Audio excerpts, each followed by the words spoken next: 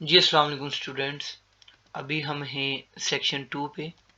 तो सेक्शन 2 को स्टार्ट करते हैं। फर्स्ट जो इसका पैसेज है वो है border crossing for commercial vehicles. ठीक है, इसकी कुछ ब्लैंक्स है। सबसे पहले हम ब्लैंक्स पे जाते हैं। ब्लैंक्स देखते हैं तो to speed up the border crossing use PAPS। ठीक है, ये देखिए ये चीज़ सामने लिखी हुई है PAPS। किसी कंपनी वगैरह का नाम होगा, ये कुछ भी ये चीज़ होगी। मैं इजी वर्डिंग्स में पढ़ाता हूँ जनरल बुक्स को। इन तीन लाइंस को हम स्किप कर देंगे बिना पढ़े। यहाँ पे क्या सीन है? For this send your dash details and current vehicle inspection documents. हमने क्या चीज़ें सेंड करनी है? एक तो अभी की जो गाड़ी है उसकी डॉक्यूमेंट्स सेंड करनी है इंस्पेक्शन की। उसके अलावा जो चीज़ सेंड करनी है वो ब्लैंक में आ जाएगी। ठीक है, ये देखिए, when using this you need to provide उधर वहां पे क्या लिखा हुआ था? सेंड लिखा हुआ था। ठीक है, information about your shipment and you also need to send proof of current annual inspection vehicle. ये बिल्कुल वही बात है। और यहाँ पे इसके अलावा शिपमेंट आएगा। शिपमेंट आएगा। शिपमेंट के अलावा जो था वो व्हीकल वाली बात थी, उसके डॉक्यूमेंट्स की। शिपमेंट कंफर्म है 15 का, वो लिख लेते हैं।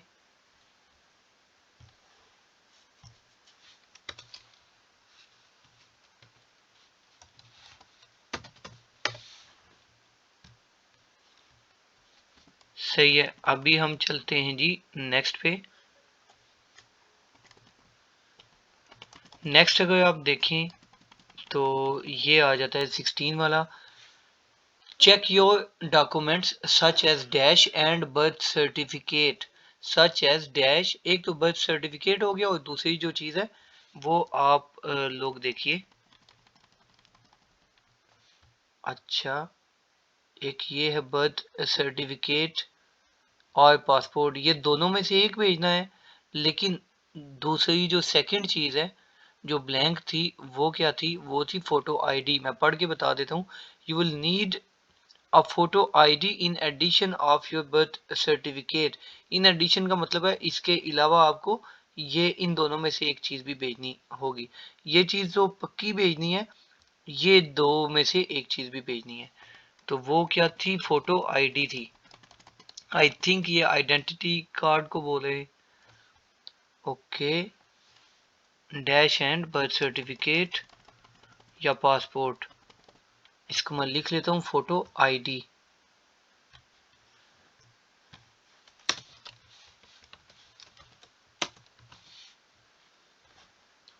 चलें कैपिटल में ही, ठीक है। 17 जो है 17 है, मेक श्योर द डैश और ऑन इनसाइड द व्हीकल। ठीक है, ये मेक श्योर कर लें कि फलानी चीज़ जो है, कोई चीज़ वो ऑन है व्हीकल्स के अंदर।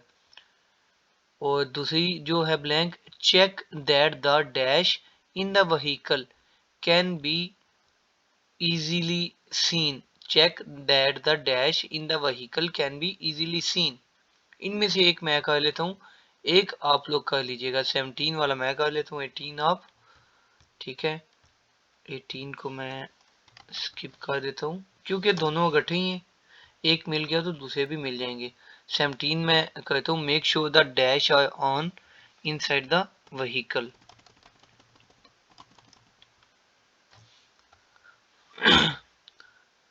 ये देखिए, ये अगर आप ये सारा पढ़ेंगे तो अभी तक यहाँ तक हमने पढ़ा था। आगे चलते हैं। Drivers must also turn on interior cab lights. Cab lights, अंदर वाली कैब लाइट्स जो हैं वो ऑन होनी चाहिए, ऑफ नहीं होनी चाहिए। ठीक है, तो मैं इसको लिखूंगा कैब लाइट्स। नेक्स्ट जो 18 है वो यहीं पे आंसर है, आप लोग उसका खुद लगाइएगा ताकि आप लोगों की भी इन्वॉल्वमेंट हो।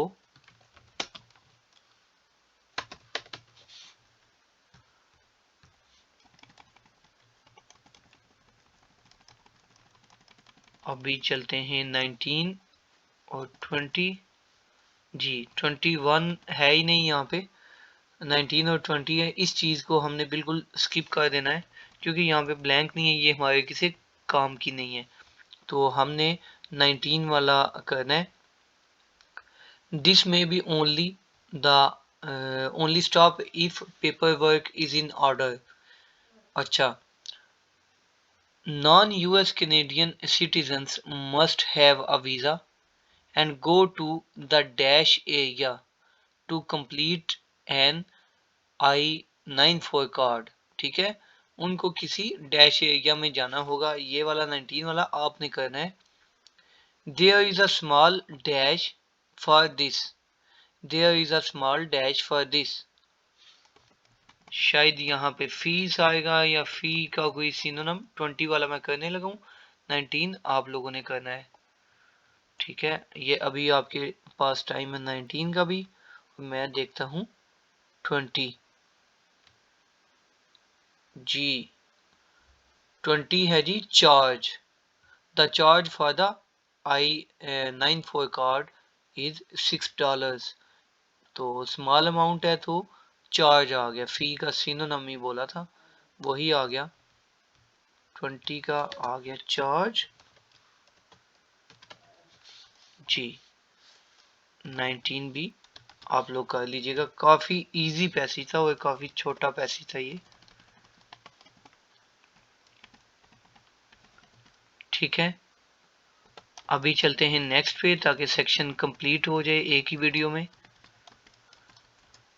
ये है जी appendix dealing with absence in the work place. Dealing with absence in the work place नाम से ही पता चल गया है कि आपके इम्प्लाइज जो हैं यहाँ पे, अभी हम बॉस हैं, हमारी कंपनी है अपनी, ये चीज़ आपने एजम्पशन अपने माइंड में कर लेनी है। तो जो इम्प्लाइज हैं वो छुट्टियां बड़ी करते हैं जी, उनकी छुट्टियों को कैसे कंट्रोल करना है वो हम देखते हैं। Absence in the work place. अच्छा जी, इम्प्लाइज राइट्स। इम्प्लाइज जो काम करने वाला आपका स्टाफ है उसके क्या हकूक हैं, उन्हें क्या हक मिलना चाहिए। Help with issues related to disabilities, for example provision of a suitable dash। help with issues related to disabilities। ठीक है, disabilities मफलूज होना, कोई मसला वगैरह होना। फॉर एग्जाम्पल प्रोविजन, ये प्रोवाइड से ये वर्ड निकला है, तो किसी चीज को का हमने प्रोवाइड करना है सूटेबल डैश। ओके 21 ये देखिएगा जी, मैं इसे थोड़ा ढूंढता हूँ।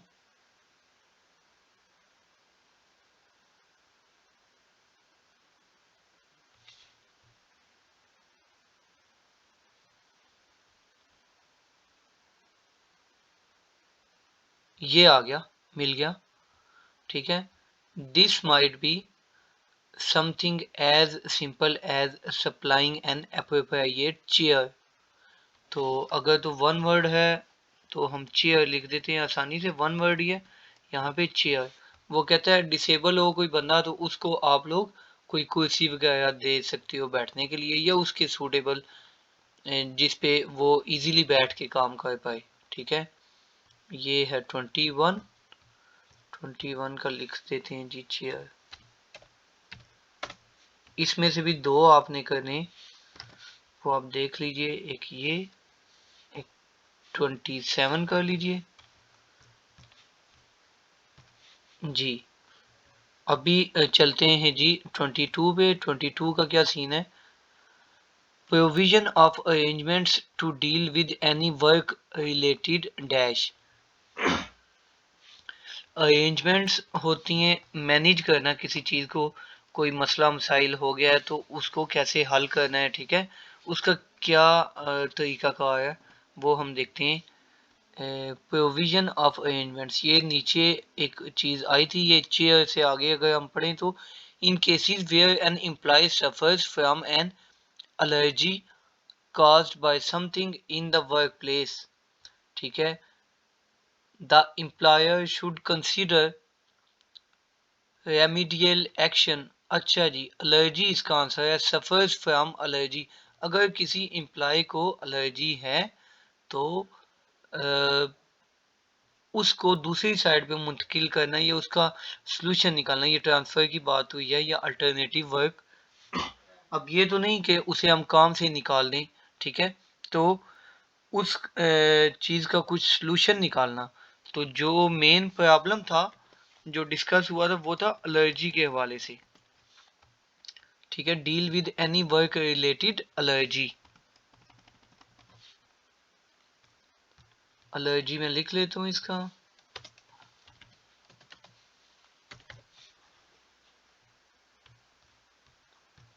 ओके, चलते हैं नेक्स्ट पे। 23 है जी, time off work to deal with short term problems of dash. कोई छोटे लेवल की प्रॉब्लम्स होंगी किसी चीज की, वो हम चेक करते हैं। If the absence is because temporary difficulties, temporary का मतलब है शॉर्ट टर्म का ये सिनोनिम है, तो अभी आंसर आने वाला है relating to dependents. The employee may be entitled to have time off under the provision of Employment Rights Act 1996। अच्छा, किसके मुताबिक थी वो? डिपेंडेंट्स थे, DEPENDANTS। 23 का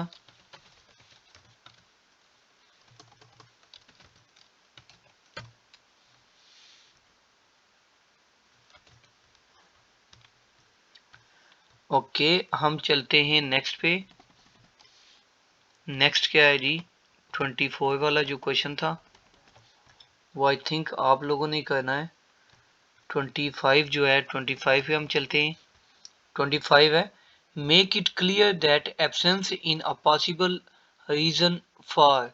absence is a possible reason for, वो कहता है ये उनको फाइनली आप बता दें, ठीक है, यानी कि अपने इम्प्लाइज के कानों तक ये बात आप पहुंचा दें कि एब्सेंस से आप को फलाना मसला भी हो सकता है। अगर आप ज़्यादा छुट्टियां करेंगे तो जैसे आम तौर पे होता निकाल दिए जाएंगे, यहाँ पे भी ऐसी ही कुछ बात होगी इसी जगह पे। इसको हम पढ़ना स्टार्ट करते हैं। Employees should investigate unexpected absences promptly and the employee should be asked for any explanation। अच्छा, उसे explanation का भी पूछना चाहिए क्यों वो छुट्टियां करता है, ठीक है, in order to show both the employee concerned and other employees that absence is recorded as a serious matter। ठीक है, ये बात आ गई जी सीरियस मैटर की, बड़ा संजीदा मामला। ये नहीं कि जब दिल किया आपने छुट्टी कर ली, तो एंड में रिजल्ट इन डिसमिसल, ठीक है,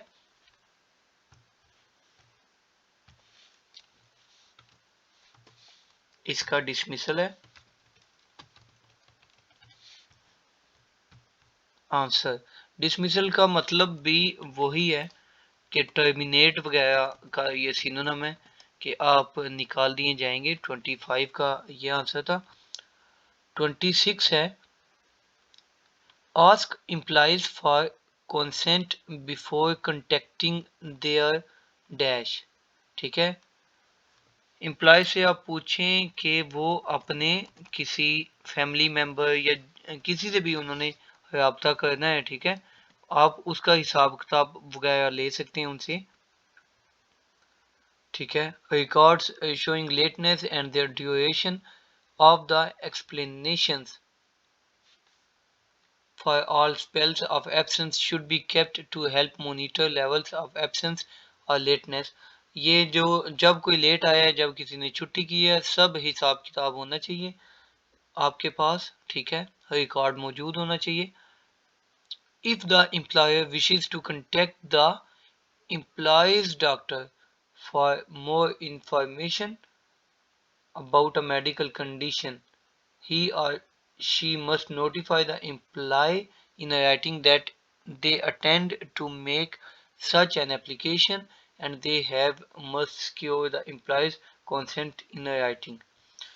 शॉर्टकट ये बात है कि अगर एम्प्लॉयर एम्प्लॉय के डॉक्टर से मिलना चाहता है तो वो मिल सकता है। शॉर्टकट इतनी बात है, डॉक्टर इसका आंसर है जी।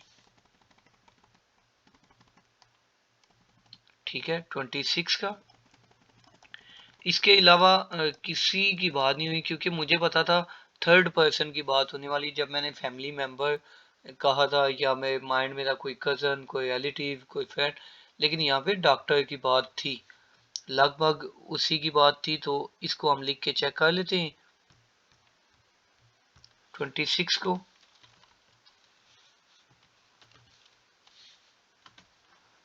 अभी क्या करते हैं, 27 को जस्ट पढ़ लेते हैं। आप लोगों ने खुद ही उसे कंप्लीट करना है, ताकि आप लोगों की साथ साथ इंशाल्लाह अच्छी प्रैक्टिस हो। Identify employees affected by dash and provide support। सही है, और इसका आप आंसर देखिएगा, एंड से मिल जाएगा। यहाँ तक तो हम वैसे ही पढ़ चुके हैं, ये 4-5 लाइनों में इसका आंसर है। सुकून से इसका आंसर देखिए।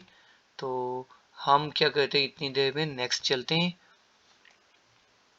ये टेस्ट सेक्शन 2 है टेस्ट 1 का। ओके,